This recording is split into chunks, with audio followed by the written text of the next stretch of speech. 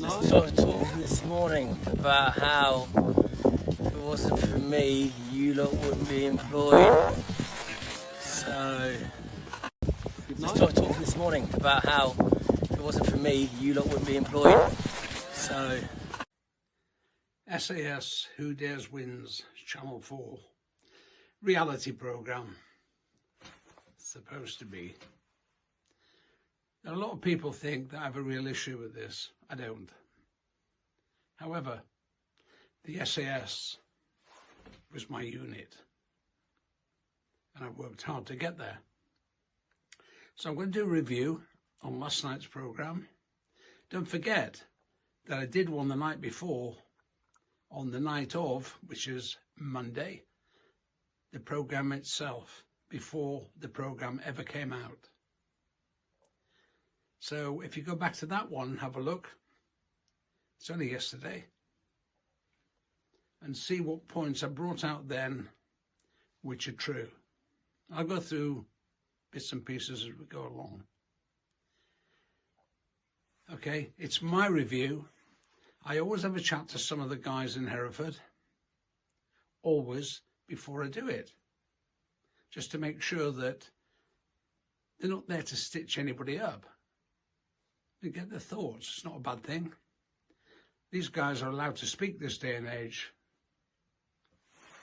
okay, and have been for a long time, because without those and the ones before them, there would never be a Channel 4 programme called this. Okay, it's the likes of me and way better soldiers than me before me, and some really good ones after me. That's how there's a programme made this day and age. Like it or lump it, I don't care. So I've been there and done it for real. What I saw is what I'm going to speak to you about now from last night's programme. One word would sum it up.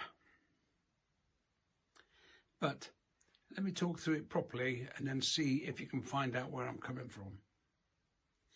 Before we start, let's remember this. The real SAS, okay? Remember the big four. All you give to interrogators: number, army number, rank and name, and date of birth. If you give them, how can you go astray? Okay, some would say, well, you're no good to us. Actually, think about it a bit deeper than that. When it's stated last night on more than one occasion that you should give interrogators a bit of information, load of bollocks. Because what they'll do with that, especially if there's a group of you, they will make something out of it and then go to the individuals in the group that have been captured and get a story. I told you about this. I interrogated your friend, Rusty. He told me this. Once you get into that, I'm afraid it's an open minefield. So the interrogators, if they get a hold of information of any individual, will eat it alive. Trust me. If you don't do anything else, trust me, they've got something. However, once you and your colleagues open up on anything, they'll separate you, they'll interrogate you again, and then it'll be cross-questioning about, you give this information, you give that information.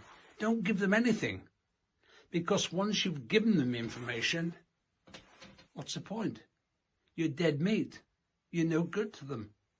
If you don't give them information, they still have to come back and interrogate you again. Yes, they may use different methods and means. Expected. That's what special forces in my day meant. Not these guys who've been in 5 minutes, go out. In my day, that didn't happen. okay? And there's an awful lot of lads around that I know are singing off the same song sheet as me. But not everybody can put it forward. I'm lucky that I can. I don't have any issues against any of them, except the one you might think that, let's be honest, if I sat still and didn't do anything, Channel 4 and the rest could run amok. They still can, as long as they've got some puppets. And to be honest, for them to get the likes of some of the DS on that programme last night to say, give snippets of information, it might keep you alive. Crap. Once your information's gone, it's gone. You then are no use to anybody. They're not going to feed them water. Why should they? Execute you, throw you in a ditch, leave you there forever. That's what happens. You give them some information. You're not a friend of theirs. As much as, let's be honest, if nobody had given Channel 4 any information last night, you wouldn't have a programme and Rusty wouldn't be here commenting on it and reviewing it. Because they've captured them all. What they're going to do? There is no programme. There's no input. So they have to make that. And I think that's misleading. However, if you get captured, I know a few who got captured, when you start and end up playing chess with interrogators, you ain't going to go far. And it happened. They talk, they speak, it gets interpreted different, it gets put out there. And let's be honest, when there was no social media, you didn't have to worry too much. Social media now takes over, and what you say, trust me on this one, will be interpreted much differently and the way they want it to come out. Don't say anything. Number, rank and name, big 4. Date of birth. Easy. What I did like though is, okay, I had a go at them, the Channel 4 people, more than once. And of course, when they were shouting, go, go, go, go, go, go, go, a couple of times in the programme, actually, all they were doing was advertising my book for me, because it's called Go, Go, Go. Have a look. www.rusty-firmin.org/shop. So thank you, Channel 4, for advertising my book. Maybe next time you can shout it a bit louder, but anybody who wants to go back and watch that, you'll hear it. They got it from my book. So, brilliant. I don't have any issues with that, apart from the programme. However, the adverts in the programme, if you look at it, they tell a story. Have a look. I'm not even going to mention what the adverts were about. Suffice to say,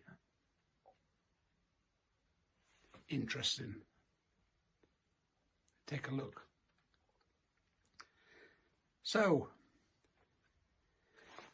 once again, water involvement. Essex, sit in the water. What does it prove? He's in there for 5 seconds and he's out. What are the interrogators trying to do? It's no more than playing a game in a park when you were a kid. Of course you get soaked. But actually, what's it trying to do? Oh, sit in the water, sit in the water. I just don't get it, apart from being a programme that is interesting to certain civilians in the particular, I'm not saying all of them, and a few others. But wouldn't it be nice to do a really good programme where the factual stuff is factual, No shortcuts, like when Eddie Stone and John McAleese did theirs,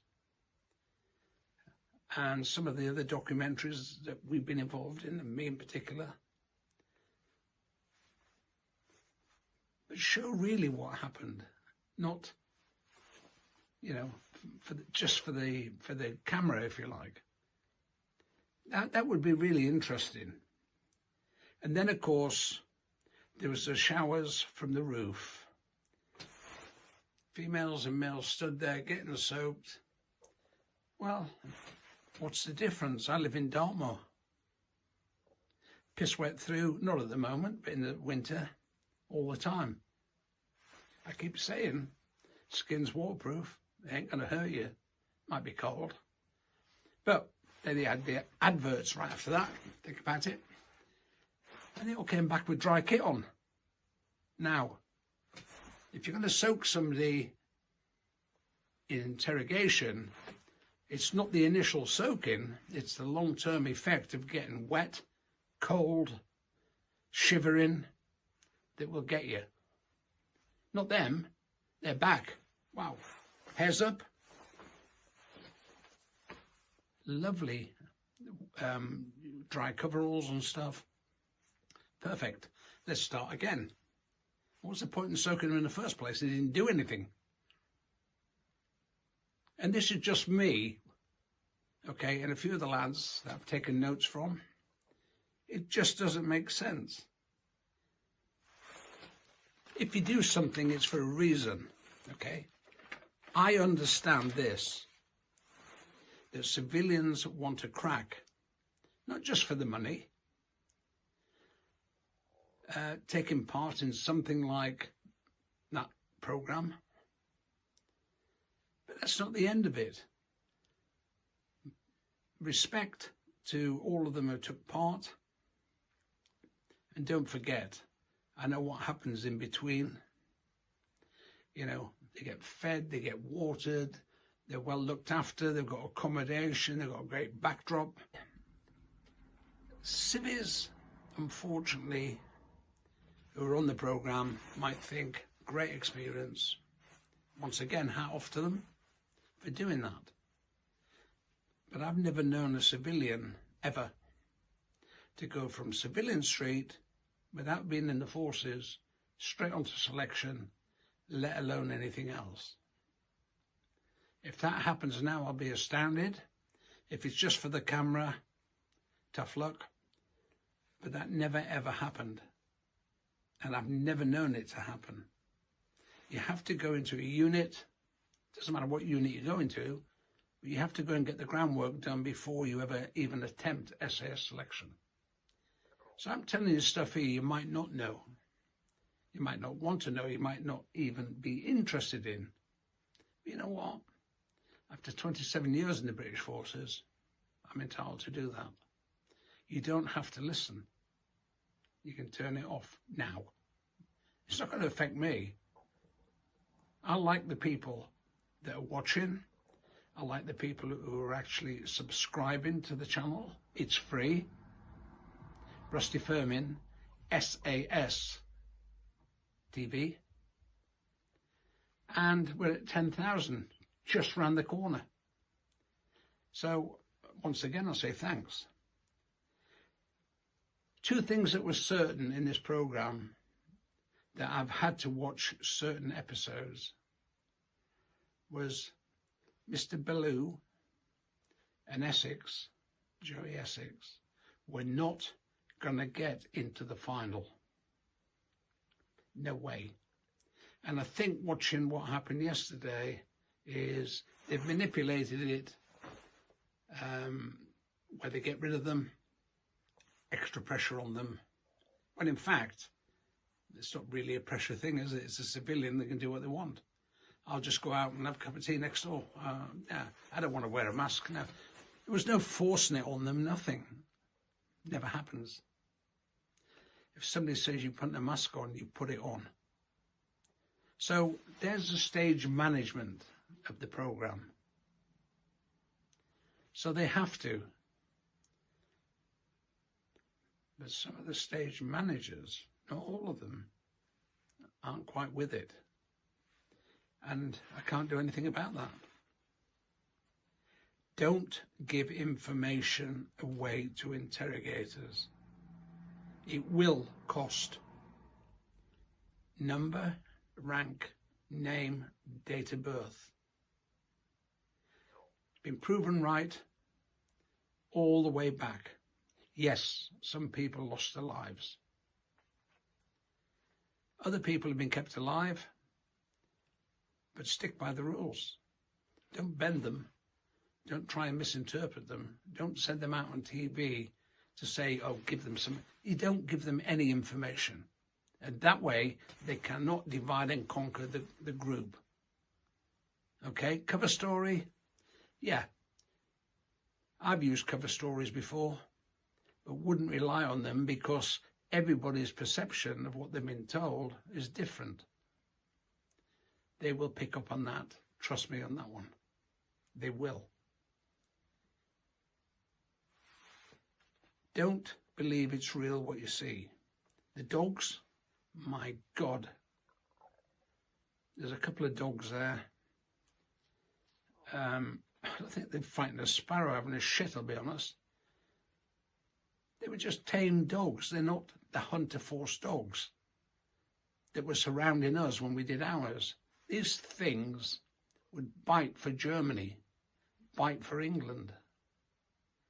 A couple of puppies wandering around there with people what is it? They wouldn't frighten anybody. So a bit more realism in a reality TV program, a lot more realism in a reality TV would make it a decent program. But I'm afraid in the state it's in now, I wouldn't advise anybody to watch it, but I'm not going to tell anybody not to watch it. It's interesting to see what makes people tick up here and what they believe.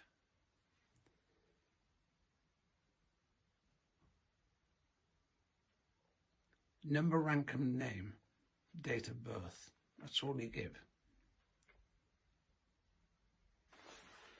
So, from me, who's done it, I suppose, the real deal.